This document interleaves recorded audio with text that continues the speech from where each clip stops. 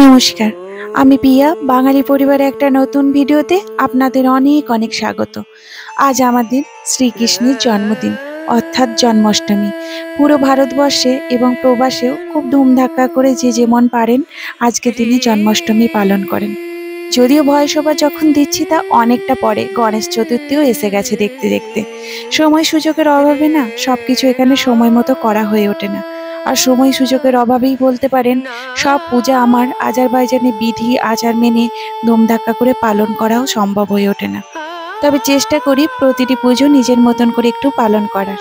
প্রবাসে থাকাকালীন অনেক টাইপের মিষ্টি বানানো শিখলেও ইনগ্রিডিয়েন্টসের অভাবে আজারবাইজানে শুধু দুধের মিষ্টিটাই করা হয়ে ওঠে।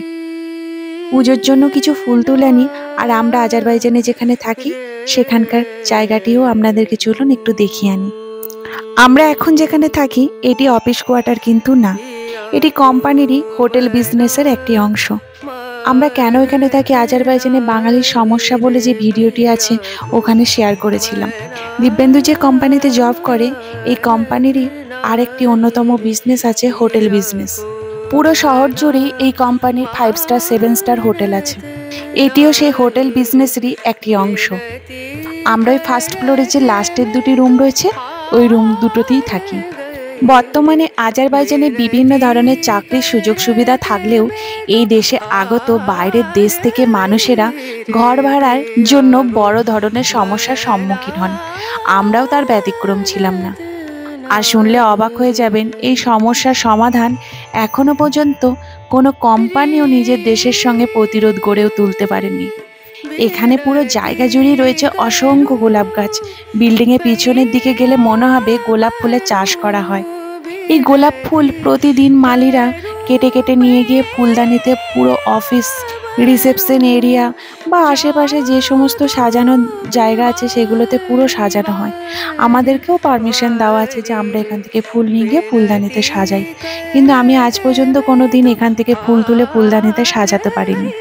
খুব প্রয়োজন ছাড়া এখান থেকে ফুল আমি কিছুতেই ছিঁড়তে পারি না। তার কারণ এটাও একটা আমার স্বভাব বলতে পারেন। বিয়ের আগে যখন গোলাপ গাছ লাগাতাম বাড়িতে, তখন একটা গাছকে পুরো বছর কত যত্ন করার পর মাত্র 7-8টা ফুল দিত। আর সেই ফুল ছেঁড়া তো দূরের কথা, পাপড়ি নষ্ট হয়ে গেলেও মন খারাপ হয়ে যেত। ওই স্বভাবের জন্যই বলতে পারেন গাছে ফুলগুলো নষ্ট হয়ে যাচ্ছে ঠিক আছে, কিন্তু বিনা কারণে ফুলদানি ভর্তি করাতে আমি খুব একটা স্বাচ্ছন্দ্য বোধ করি না। বাড়ি ভাড়ার সমস্যা নিয়ে যে কথা বলছিলাম, বাইরের দেশ থেকে আগত এমপ্লয়ীদের বাড়ি ভাড়ার সমস্যার কথা মাথায় রেখেই কোম্পানি কিছু হোটেল বিল্ডিং ফরেন এমপ্লয়ীদের জন্য অ্যালটমেন্ট করে। তবে আমাদের সাথেও এই বাড়ি ভাড়ার সমস্যা হওয়ার জন্য কোম্পানি আমাদেরকে এত সুন্দর একটা জায়গাতে থাকার জন্য প্রোভাইড করে। এতে আমি কিন্তু বেশ খুশি, কারণ আমি দেখেছি ফ্ল্যাট যেগুলো দেখতে গিয়েছিলাম সেগুলো নর্মাল ফ্ল্যাটের মতো, বড্ড বেশি বদ্ধ আবদ্ধতে ভরা। ওই ফ্ল্যাটে থাকলে এত সুন্দর পরিবেশ পাওয়া কখনো সম্ভব ছিল না। এখানে বসে থাকলেও না মন ভালো হয়ে যায়, যেটা ফ্ল্যাটে থাকতে কখনো হতো না। বাড়ি ভাড়ার সমস্যা হওয়ার জন্য আমার তো বেশ ভালো হয়েছে। সামনে যে গাছটি দেখতে পাচ্ছেন ওটি চেরি গাছ। ফুল থেকে সবেমাত্র চেরি ধরেছে, দেখতে অনেকটা কুলের মতো দেখাচ্ছে। পেকে গেলে পুরো গাছ ভর্তি লাল রং দেখা যাবে। কিছু কিছু জায়গায় ফুলও লেগে রয়েছে এখনো। তবে একটি গাছে কি পরিমাণ চেরি হয়! আমি আজারবাইজানে আসার পরই প্রথমবার চেরি গাছ দেখলাম। ওয়েস্ট বেঙ্গলে তো ফলের দোকানেও সেইভাবে চেরি অতটা বিক্রি হয় না, খুব কম বিক্রি হয়। এখানে যে সমস্ত ফল হয় সেই সমস্ত আমাদের সবার জন্য খাওয়ার নির্দেশ আছে। তবে অহেতুক কেউই এখান থেকে ফল তুলে নষ্ট করে না। যখন যার খাবার মন হলো গাছের তলায় দাঁড়িয়ে একটা দুটো খেয়ে টেস্ট করলো, এইটুকুই। এমনকি আজারবাইজানের রাস্তার ধারে প্রচুর পরিমাণে বিভিন্ন টাইপের বেরি গাছ দেখা যায়। এখানকার জাতীয় ফল বেদানা, বেদানাতে তো ভর্তি রাস্তা দেখা যায় বেদানার সময়। সেগুলো সবাই একটা আধটা করেই তোলে, টেস্ট করার জন্যই বলতে পারেন, ব্যাগ ভর্তি করে কেউ তোলে না। বিভিন্ন দেশ থেকে অনেকে বলেন যে বিদেশে ফল খাওয়ার লোক নেই, ফলগুলো রাস্তায় পড়ে পড়ে নষ্ট হয়, গাছে পড়ে পড়ে নষ্ট হয়, কিন্তু কেউ খায় না, কেউ তোলে না। এখানে থাকার সুবাদে কিন্তু এটা জানতে পেরেছি এরা তোলে না, খায় না এইসব কিন্তু না, পাখিদের জন্য এইসব ফল ইচ্ছাকৃত ছেড়ে দেওয়া হয়। বেশিরভাগ বিদেশে সবথেকে বড় শক্তি ম্যানার্স। এই ম্যানার্সই একমাত্র এনাদেরকে উন্নত থেকে উন্নততর বানাচ্ছে। আর এই সামনে যে গাছটি দেখছেন এটি হলো ফিগ বা আঞ্জির বা ডুমুর গাছ। আমি এই তিনটি নামই বললাম কারণ এই ফলটি নিয়ে আমরা বাঙালি, নন বেঙ্গলি বা পাকিস্তানি যারাই এখানে থাকি তাদের সবার কাছে ফলটি আলাদা আলাদা পদ্ধতিতে খাওয়ার গল্প আছে। ইউক্রেন বা আজারবাইজানের মানুষের খাওয়ার যে পদ্ধতি আছে সেগুলো খুব একটা আমরা ফলো করি না, তাই এই ফলের ক্ষেত্রেও তার ব্যতিক্রম হয়নি। দেশ পরিবর্তনের ফলে একটা ফল খাওয়া নিয়ে এত সমস্যার জন্য আমাদের এই ফল এখনো খেয়ে ওঠা হয়নি। সমস্যার কথা বলবো, আর একটি নতুন দেশে যার ভিত্তিতে আছি তাকে নিয়ে কোনো সমস্যা হবে না তাই কি কখনো হতে পারে? অর্থাৎ চাকরি। আজ আমরা পুরো পরিবার জন্মাষ্টমী উপলক্ষে ইস্কনে আমন্ত্রিত। এখানে প্রতি বছরই জন্মাষ্টমী শুধু না, স্পেশাল আরতি বা কোনো অনুষ্ঠানে ইস্কন থেকে স্পেশালভাবে হোয়াটসঅ্যাপের মাধ্যমে আমন্ত্রণ করা হয়। অন্য দেশের ইস্কন থেকে এইভাবে ভারতীয়দের আমন্ত্রণ করে নাকি আমার জানা নেই। যদি বিদেশে থেকে কেউ দেখছেন তাহলে ওতে অবশ্যই এটি জানাবেন। কিন্তু ওই যে সমস্ত শুভ কাজ আমাদেরকে খুব স্মুথভাবে করতে দেয় না চাকরি। আমি অবশ্য এটা খারাপভাবে দেখি না, এরকম 15 বছর দেখতে দেখতে অভ্যস্ত হয়ে গেছি। তাছাড়া চাকরিকে আমরা পুরো পরিবার প্রায়োরিটির প্রথম লিস্টেই রাখি। দিব্যেন্দুর অফিসে জবে একটা বড় ধরনের প্রবলেম এসে গেছে। গত 3-4 দিন ধরে সমস্ত এমপ্লয়িরা যখন তখন অফিসে যাচ্ছে এবং অনেক রাত করে বাড়ি ফিরছে। তাই আমাদের তো সকাল থেকে যাওয়া হলো না, দেখি কখন অফিস থেকে ফেরে, তারপর নিশ্চয়ই যাব। চাকরির কথা উঠতে একটা কথা মনে পড়ে গেল, আপনাদের কাছ থেকে আমরা অসংখ্য অগুন্তি মেল পেয়েছি যে আমরা কিভাবে আজারবাইজানে চাকরি পেয়েছি বা আপনারা কিভাবে আজারবাইজানে আসতে পারবেন। দিব্যেন্দু কিভাবে আজারবাইজানে এই কোম্পানিতে জয়েন করেছিল সেই গল্পটা একটু শেয়ার করছি, তাহলে হয়তো আপনাদের বুঝতে একটু সুবিধা হবে। এদিকে দিব্যেন্দুও অফিস থেকে সমস্ত কাজ মিটিয়ে চলে এসেছে। চলুন তাহলে আমরা রেডি হয়ে ইস্কন যাওয়ার পথে আপনাদের সাথে বাকি গল্পটা শেয়ার করছি। আজারবাইজানে এই কোম্পানি থেকে যখন জবের জন্য অফার এসেছিল তখন দিব্যেন্দু অন্য একটি দেশের কোম্পানিতে কর্মরত ছিল। ইন্ডিয়াতে একটি কোম্পানি আছে ক্রম্পটন গিফটস, সেখানে দিব্যেন্দু 8 বছর কাজ করেছিল। সেই সূত্রে বিভিন্ন জনার সঙ্গে পরিচয় হয়েছিল। সেখানকারই একজন কলিগ এই আজারবাইজানের কোম্পানিতে কর্মরত। এখানকার যখন ডিজাইন হেড পজিশনটি খালি হয়েছিল তখন দিব্যেন্দুকে ফোন করে জানায় যে এখানে একটি পোস্ট খালি হয়েছে, তুই যদি আজারবাইজান আসতে চাস তাহলে একবার চেষ্টা করে দেখতে পারিস। তারপর এই কোম্পানিতে নিজের রিজিউম পাঠায় এবং কোম্পানির তরফ থেকে রিজিউম পছন্দ হওয়ার জন্য 5 দিন পর একটি মেল আসে। দুই পক্ষের সুবিধা অনুযায়ী সময় মতো 3টি রাউন্ড ইন্টারভিউর ব্যবস্থা করা হয়। যেহেতু পোস্টটি ট্রান্সফরমার ডিজাইন হেড পজিশন ছিল এবং ইন্টারভিউটি হচ্ছিল অনলাইনের মাধ্যমে অর্থাৎ ফিজিক্যাল দূরত্ব ছিল, তার জন্যই এতগুলি রাউন্ড। না হলে অনেক সময় 1-2 রাউন্ড ইন্টারভিউর মাধ্যমে হয়ে যায়। এটা সম্পূর্ণ নির্ভর করে যে কোম্পানিতে ইন্টারভিউ নেয় তাদের ওপর। লাস্ট ইন্টারভিউ যে রাউন্ডে হয় তার কিছুক্ষণের মধ্যেই বলে দেওয়া হয়েছিল আপনি এই পোস্টের জন্য সিলেক্টেড।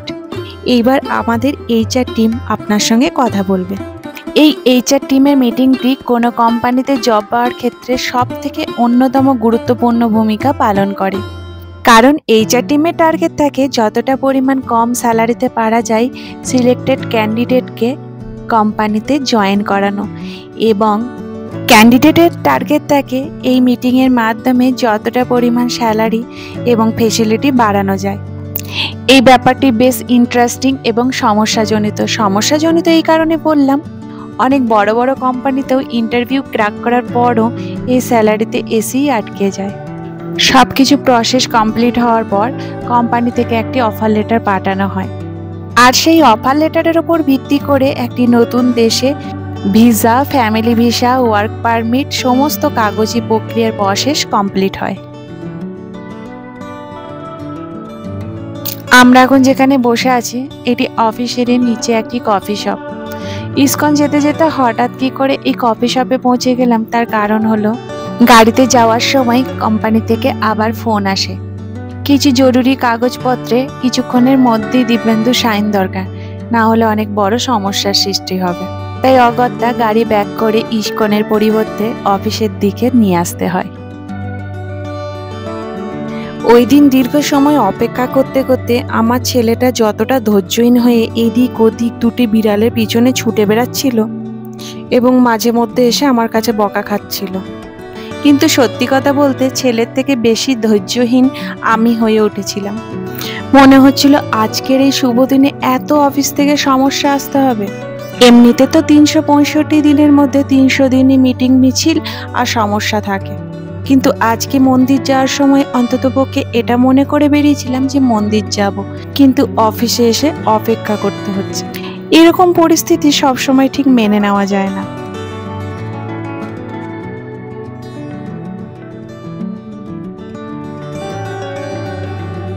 আজারবাইজানে ইস্কন মন্দিরই একমাত্র হিন্দু মন্দির।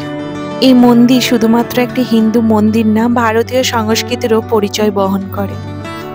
অন্যান্য ইস্কন মন্দিরের মতো আজারবাইজানের ইস্কন মন্দিরেরও একটা নিয়ম শৃঙ্খলা আছে, তা হলো ভদ্রসম্মত এবং রুচিসম্মত ড্রেস পরে যেতে হবে মেয়েদের। এই নিয়ম শৃঙ্খলা শুধুমাত্র ভারতীয়রাই না, আজারবাইজানের মেয়েরাও তাদের পোশাকের মাধ্যমে পালন করেন। আজারি মেয়েরাও ঘাগরা, চুড়িদার কিংবা শাড়িতেই ইস্কন মন্দিরে প্রবেশ করেন। দীর্ঘ 2 ঘন্টা অপেক্ষা করার পর দিব্যেন্দুর ফোন আসে, আমার সমস্ত কাজ হয়ে গেছে, আমি নিচে আসছি। এই দুটি কথা শোনার পর দীর্ঘ সময় পর একটু প্রশান্তির নিঃশ্বাস নিলাম। সারাদিন এত বাধা অতিক্রম করার পর যখন মন্দিরে প্রবেশ করলাম, তখন মনে হলো এক টুকরো শান্তি, এক টুকরো ভারত। কিছুক্ষণের জন্য মনেই হচ্ছিল না কয়েক হাজার কিলোমিটার দেশ থেকে অনেক দূরে আছি। ইস্কন বাকু খুব বড় না, ছোট, কিন্তু খুব অ্যাক্টিভ। ভীষণ পজিটিভ একটি পরিবেশ এখানে। ভেতরে সিঁড়ি সিঁড়ি গৌরনীতায় সুন্দরভাবে সজ্জিত। আমরা যখন ঢুকলাম তখন কীর্তন হচ্ছিল। হারমোনিয়ামের সুর, মৃদঙ্গের তাল আর ভক্তদের হরে কৃষ্ণ ধ্বনিতে পুরো ঘরটা যেন এনার্জিতে ভরে উঠেছিল।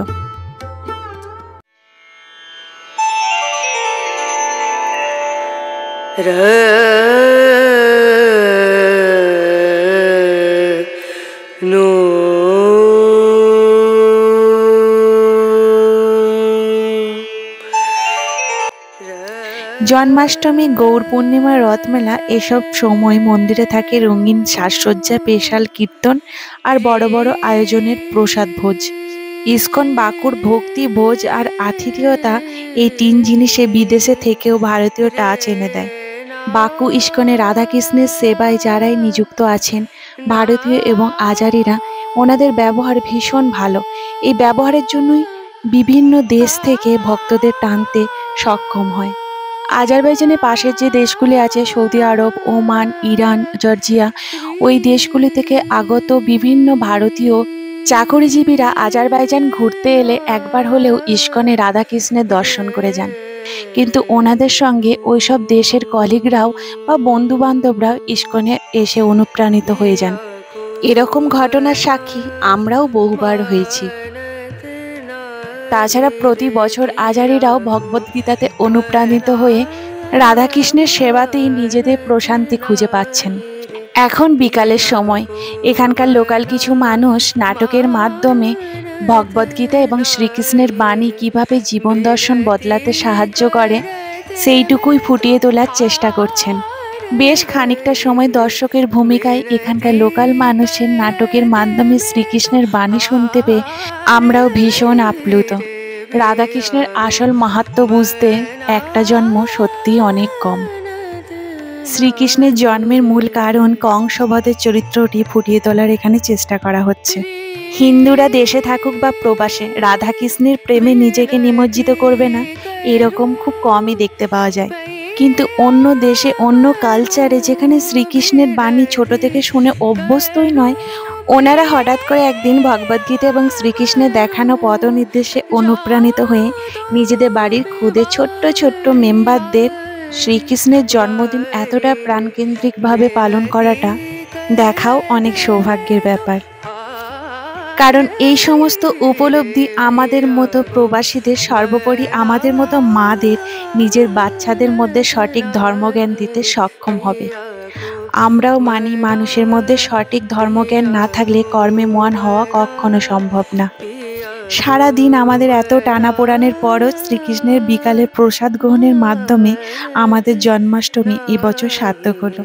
এত বাধা সত্ত্বেও ভগবান আপনাকে দর্শন দিতে চাইলে ভক্তের সময়টুকু উনি ঠিক বের করে দেবেন। এর প্রকৃষ্ট উদাহরণ আমরা আজকে। তার কারণ প্রসাদ গ্রহণ করার পরই অফিস থেকে আবার ফোন এলো। ঠিকই ধরেছেন, প্রবলেম। প্রসাদ গ্রহণের পরই আমরা ইস্কন থেকে বিদায় নিলাম। ধর্ম এবং কর্ম এই নিয়ে চলছে আমাদের প্রবাসী জীবন। বেশ ভালো, বেশ প্রশান্তির। আজারবাইজানের মতো একটি ছোট্ট দেশকে দেখে এশিয়া মহাদেশের একাধিক দেশের শিক্ষা নেওয়া উচিত। ধর্মীয় হানাহানির মধ্যে না, কর্মের মাধ্যমেই নিজের দেশকে এবং নিজেকে মহান করা যায়। বলতে আজ এটাও বাধ্য হচ্ছি, এশিয়া মহাদেশের বিভিন্ন দেশের প্রতিদিনই প্রায় ধর্মের নামে লড়াই, ধর্মের নামে দাঙ্গা এবং ধর্মের নামে বর্বরতা পুরো পৃথিবীর দেশগুলি দেখছে। তার জন্যই হারাচ্ছে বিভিন্ন দেশের বিশ্বাসযোগ্যতা। ভিসা থেকে শুরু করে বাতিল হচ্ছে চাকরি পর্যন্ত। মানতে অসুবিধা হলেও এটাই সত্য কথা।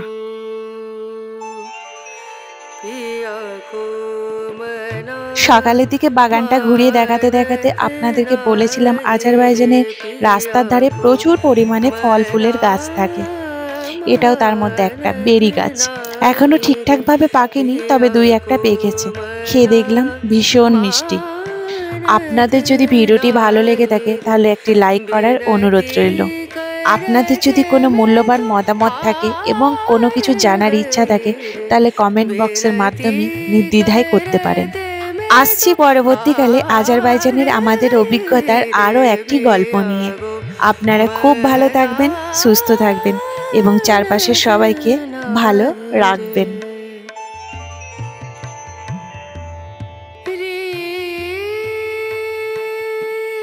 বিনতি।